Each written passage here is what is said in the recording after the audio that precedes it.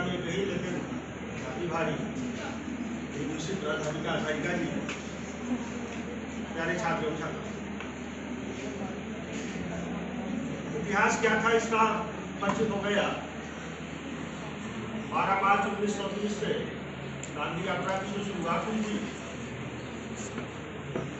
एक सांकेतिक शुरुआत थी। अंग्रेजों के वह सारी ऐसी व्यवस्थाएं जो भारतीयों की मौलिकता और स्वाभाविकता को कहीं न कहीं चुनौती दे रही थी, उनके अस्तित्व और वजूद को समाप्त कर देने की कोशिश कर रही थी, उनके विरुद्ध एक सशक्त आवाज गांधी के माध्यम से उठी। साबरमती आश्रम से शुरू हुआ ये यात्रा जो थी, गुजरात के नवसारी जिले में छोटा सा गांव है दांडी, वहां तक गई थी। और उसी इतिहास को ध्यान में रखते हुए आज इस स्वतंत्र भारत में फिर से एक बार यह निर्णय लिया है कि आजादी की जो 75वीं वर्षगांठ होगी हमारी 15 अगस्त 2022, हम उसको कुछ इस रूप में अभिव्यक्त करेंगे, दुनिया को कुछ इस तरह से अपने बारे में बताएंगे जो एक भ्रम सा उत्पन्न अतीत में हुआ था, कुछ वैसा ही भ्रम आज फिर से उत्पन्न किया जा रहा है। मैं आपका ध्यान थोड़ा सा आज के वर्तमान सिनेरियो पे ले आऊंगा, अतीत पर मैं बहुत नहीं जाना चाहता। मैं इतना ही आपसे कहना चाहता हूं कि वास्तव में इस अमृत महोत्सव का जो उद्देश्य है वह कुछ बिंदुओं के तहत आप इसको निर्धारित कर सकते हैं, जिसमें सबसे पहली चीज यह है कि शहीदों की जो शहादत थी वह एक सपने के साथ थी। क्या उस सपने का भारत ये तैयार हो रहा है? नहीं। इस बात का मूल्यांकन हमको इसमें करना है, इस अमृत महोत्सव में करना है।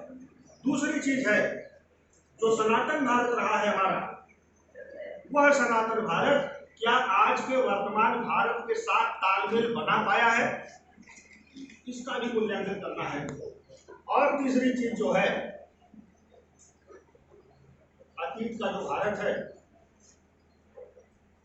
वह आधुनिक भारत के रूप में किस तरह से चमक सकता है, इस संभावना पर भी विचार करना है हमको इस अमृत महोत्सव के माध्यम से। ये कुछ बिंदु हैं और मैं आपसे बताना चाहूंगा कि हालात और परिस्थितियां भारत के साथ हमेशा जटिल रही हैं और एक सच्चाई है, आप अगर प्रोग्रेसिव होंगे, आप अगर डोमिनेटिंग होंगे, आप अगर रास्ते को नए तरीके से तय करने की मादा रखेंगे, चुनौतियां आएंगी। गुलाम रहे हम, संघर्ष किया हमने, आजादी को पाया। 1947 के जो हालात थे, कुछ नहीं था हमारे पास, न तो उत्पादकता थी, न तो तकनीकी थी, न तो विज्ञान था, न तो प्रौद्योगिकी थी, जीडीपी माइनस में थी, रुपए की कोई वैल्यू नहीं थी। इन विषम परिस्थितियों में देश खड़ा हुआ और जो औरों की अपेक्षाएं थी, दुनिया भर के जो तथाकथित रहनुमा थे, उनकी जो सोच थी देश को लेकर, टूट जाएगा भारत, चलेगा नहीं। एक चुनौती हमारे सामने तब आई थी जब हम आजादी की मांग करते थे और कहा जाता था कि आजादी के लायक नहीं है ये, क्योंकि राजनीतिक समझ नहीं है, न तो इनके यहाँ सामाजिक जागरूकता है और न ही राजनीतिक चेतना है। और ऐसा कोई देश जिसके पास सामाजिक और राजनीतिक चेतना और जागरूकता न हो, उसको आजाद करने का कोई मतलब नहीं होता। लेकिन यह एक बनावटी बात थी और इसको हमने साबित किया जब 15 अगस्त 1947 को आजादी मिली हमको। मैंने कहा आपसे कि बड़ी विषम परिस्थितियां थी, बावजूद इसके उस स्वतंत्रता को आज तक हमने अक्षुण्ण बना के रखा है और अक्षुण्ण नहीं बनाया है। सच तो यह है कि भारत की स्थिति का अगर आपको मूल्यांकन करना है तो आप एक बार यह देख लीजिए कि 1940 से 1950 के बीच दुनिया के कितने देश स्वतंत्र हुए थे और उन 9 स्वतंत्र देशों की वर्तमान स्थिति क्या है और भारत कहाँ खड़ा है। ये अंतर आपको स्पष्ट समझ में आ जाएगा। और मैं दावे से कह रहा हूँ, बहुत गर्व से कह रहा हूँ इस बात को कि आज भारत विश्व मंच पर अग्रणी भूमिका निभा रहा है।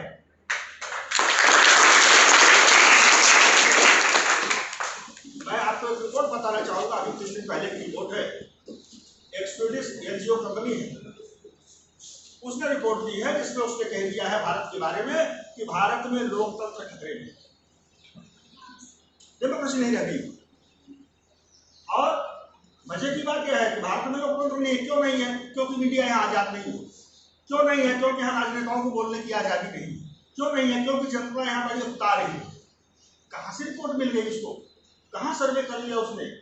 कहाँ मीडिया पर यहाँ नियंत्रण लगा हुआ है? कहाँ कौन सा राजनेता विरोध नहीं कर पा रहा है? बोलने की जितनी आजादी हमारे देश में है, संविधान तो अधिकार देता है विचार और अभिव्यक्ति की स्वतंत्रता का, और इस विचार और अभिव्यक्ति की स्वतंत्रता को जिस स्वच्छंदता के साथ आम भारतीय इस्तेमाल करता है, प्रधानमंत्री की आलोचना नहीं करते हैं, राष्ट्रपति की नहीं करते हैं, संवैधानिक संस्थाओं की भी आलोचना करते हैं। कितनी छूट मिली हुई है आपको, और विदेशी मीडिया इस बात का दुष्प्रचार कर रहा है कि भारत में स्वतंत्रता खतरे में है, हाशिए पे है। और विपक्ष जिस स्तर पर आ चुका है, तो उसी मीडिया रिपोर्ट को आधार बनाकर उसने ट्वीट कर दिया।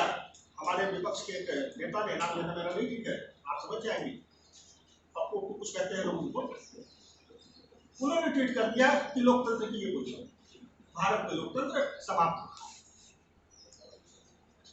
सच ही बदलना पड़ेगा हमको। यह जो 1 वर्ष है हमारा अमृत महोत्सव का, हमको इसी बात को बताने की जरूरत है। क्या पढ़ाया जाता है? हमको कहा जाता है कि लोकतंत्र की जननी अगर कोई है तो ब्रिटेन। वास्तविक लोकतंत्र का कहीं हमको देखना है तो हमको स्विट्जरलैंड में देखने की जरूरत। ये बताया क्या ये सच है? यही वास्तविकता है? ऐसा नहीं। जिस सनातन भारत की हम कल्पना कर रहे थे आपसे, प्राचीन भारतीय सभ्यता को उठाकर आप देखिए, 1 2 नहीं 81 ऐसे राज्य थे जो गणराज्य थे। आज से हजारों साल पहले 250 साल की डेमोक्रेसी है ब्रिटेन में, वो पाठ पढ़ाता है हमको लोकतंत्र क्या है। 1000 साल से लोकतंत्र को हमने जिया है, हम जानते हैं, और तुम हमको बताओ कि लोकतंत्र क्या है, और यहाँ तय कर रहे हो कि लोकतंत्र खतरे में है। तो शायरी याद आ रही है, यूनान मिस्र रोमा मिट गए सब जहां से, कुछ बात है कि हस्ती मिटती नहीं।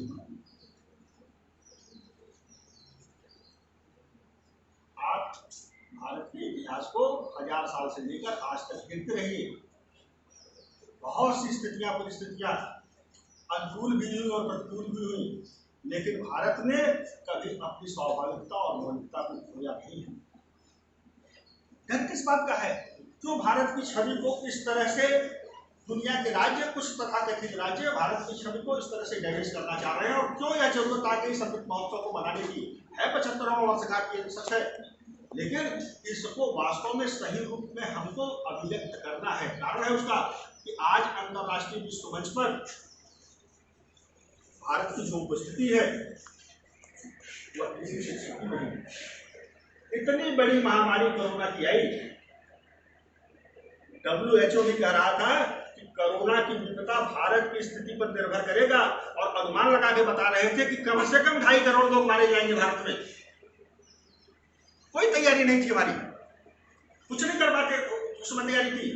कोई वेंटिलेटर नहीं था हमारे पास, कोई वैक्सीन नहीं थी हमारे पास, कोई हॉस्पिटल नहीं था हमारे पास, और दुनिया ये देख रही थी कि अगर छोटे छोटे देश, इटली जैसा देश जो मेडिकल फैसिलिटीज में दुनिया के दूसरे नंबर पे है, अमेरिका जैसा देश जिसके पास सब कुछ है, तबाह हो गए, सड़कें वीरान हो गई, लाशों से भरे पड़ गए, कुछ नहीं था हमारे यहाँ। क्या हुआ? देखते रह गए लोग, और कोरोना से लड़ा भी हमने, अपने लोगों को बचाया भी, और दुनिया के इन तमाम कथित राष्ट्रों से लेकर, जो अपने को सर्वोपरि मानते हैं, से लेकर पिछड़े और गरीब राष्ट्रों तक फ्री वैक्सीन सप्लाई दी। ये है भारत, और ये है भारत की अहमियत, और ये है भारत का विश्वास, और इसी के नाते भारत की छवि आज अंतरराष्ट्रीय स्तर पर एक ऐसे राष्ट्र के रूप में उभर रही है जो शायद फिर से विश्व गुरु होने की कगार पर है। यह इन महाशक्तियों से देखा नहीं जा रहा। इसलिए स्वीडन की एक पत्रिका ने इस चीज को छापा कि भारत में लोकतंत्र खतरे में है। आपको बताऊं, ग्लोबल फ्रीडम नामक एक NGO है, जानते हैं? भारत को तो कह रहा है कि डेमोक्रेटिक लिहाज से भारत निचले पायदान पे चला गया है, और अमेरिका को 100 में 83 नंबर दे रहा है। वही अमेरिका जहां अभी आपने देखा होगा कि वहां के एक श्वेत पुलिस ने एक ब्लैक नागरिक को पैरों तले दबा के मार दिया। ये है मानवतावाद। वही अमेरिका जहां अभी राष्ट्रपति का चुनाव हुआ था और जिस तरह से सिटिंग प्रेसिडेंट जो था डोनाल्ड ट्रंप, लोकतंत्र के मूल माने पाओ जिस तरह से धज्जियां उड़ी अमेरिका में, लोकतंत्र कहीं इसका नहीं आया, वो 183 पा रहा है। और हमारे यहाँ एक भी वाकया ऐसा कोई बता दे, सब कुछ बढ़िया से चल रहा है। दुनिया का सबसे बड़ा लोकतंत्र है भारत और दुनिया का सबसे प्राचीन लोकतंत्र है भारत, और निकट भविष्य में भारत ही है जो दुनिया को रास्ता दिखा सके। और यह अवसर जो है, इस अवसर को हमको इस रूप में देखना है कि वास्तव में इस अमृत महोत्सव को पूरा 130 करोड़ भारतीय मनाएगा। इसलिए मनाएगा कि देश का कोई भी ऐसा चप्पा नहीं है जहां से शहादत नहीं होगी, कोई ऐसा हिस्सा नहीं होगा जहां से लोग फांसी के फंदों पर झूले नहीं होंगे। कुछ गिने चुने नाम हमारे बीच आते हैं। आजादी की लड़ाई इन्होंने लड़ी, ऐसा नहीं था। 7,29,000 लोगों ने कुर्बानी दी है। सिर्फ अहिंसा से आजादी नहीं मिली है, सिर्फ आंदोलनों से आजादी नहीं मिली है, बड़ी शहादतें दी गई हैं। और मैं बता दूं आपको कि ये बदला हुआ भारत जो है मूल खोने को तैयार नहीं है, अपनी मौलिकता को खोने को तैयार नहीं है, लेकिन समय के साथ सामंजस्य बनाकर दुनिया जिस भाषा को समझती है उस भाषा में जवाब देने को अब तैयार है। हम अहिंसा परमो धर्म यह मानते हैं, लेकिन हम यह भी मानते हैं कि धर्म हिंसा तथैव चेति। यह है पूरी लाइन हमारी। हम राम को मानते हैं, राम के आदर्श को मानते हैं, लेकिन धर्म की स्थापना के लिए जब रावण जैसे किसी व्यक्ति को मारना होगा हम पीछे जाने वाले भी नहीं। ये राम और कृष्ण का देश है जहां मानवता नैतिकता अपनी पराकाष्ठा पर काबिज रहेगी, लेकिन अगर इनके समक्ष चुनौतियां आएंगी उस चुनौतियों का मुकाबला करने के लिए भी देश तैयार है। यह गांधी का देश है, इसमें कोई दो राय नहीं है। यह गौतम बुद्ध का देश है, इसमें कोई दो राय नहीं है। यह अशोक महान का देश है, कोई दो राय नहीं है। वसुधैव कुटुंबकम हमारी भावना रही है। अहिंसा परमो धर्म हमने माना है इसको। सर्वे भवन्तु सुखिनः सर्वे सन्तु निरामया, यह हमारा सूत्र वाक्य रहा है। लेकिन अगर किसी ने हमारी एकता, अखंडता और संबद्धता को चुनौती दी है, वह पिद्दी सा पाकिस्तान हो और चाहे अपने को महाशक्ति कहने वाला चाइना हो, मुंहतोड़ जवाब देने वाले हैं।